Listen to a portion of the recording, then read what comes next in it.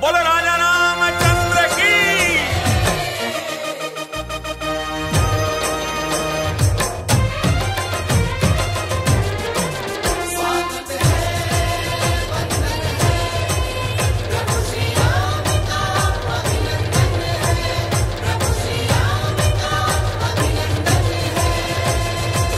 भारत की पावन धरती पर, भारत की पावन धरती पर आज पधारे रघुनंदन हैं, आज पधारे रघुनंदन हैं। जय जय श्री राम, जय जय श्री राम, जय जय श्री राम, जय जय श्री राम। छा गए भगवाधारी छा गए।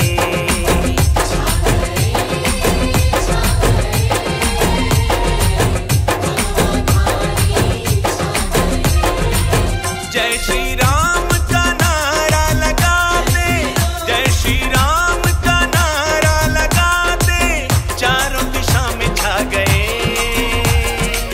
छा गए, छा गए भगवाधारी छा गए।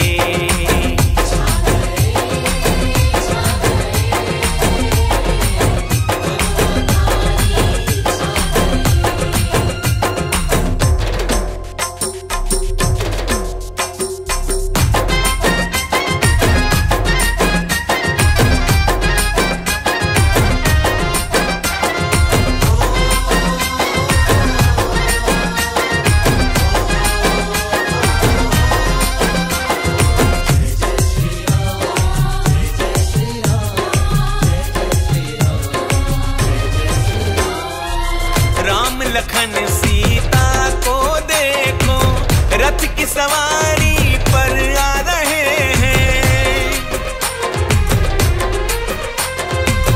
राम लखन सीता को देखो रथ की सवारी पर आ रहे हैं।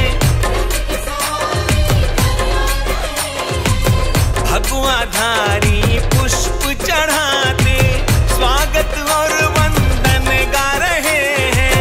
अंबर से अभिनंदन करने, अंबर से अभिनंदन करने देवगणी भी आ गए। छा गए, छा गए भगवाधारी छा गए।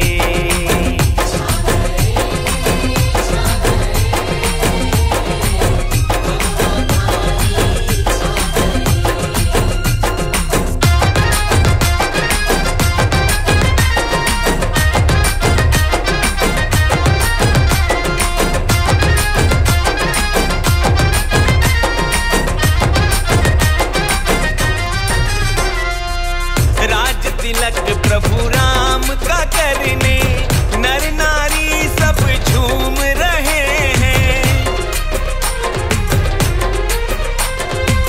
राज तिलक प्रभु राम का करने नर नारी सब झूम रहे हैं। राम लखन सीता का दर्शन कर कर के सब झूम रहे हैं। राम राज के संग संग हम तो, राम राज के संग संग हम तो हिंदू राष्ट्र पा गए। छा गए, छा गए भगवाधारी छा गए।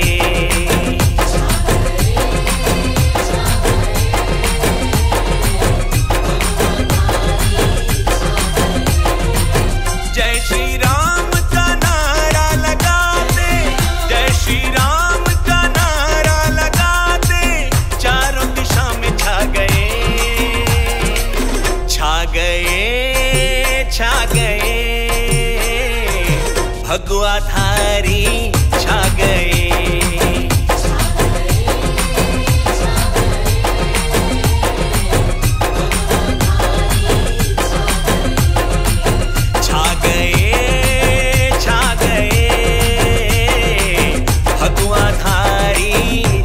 गए।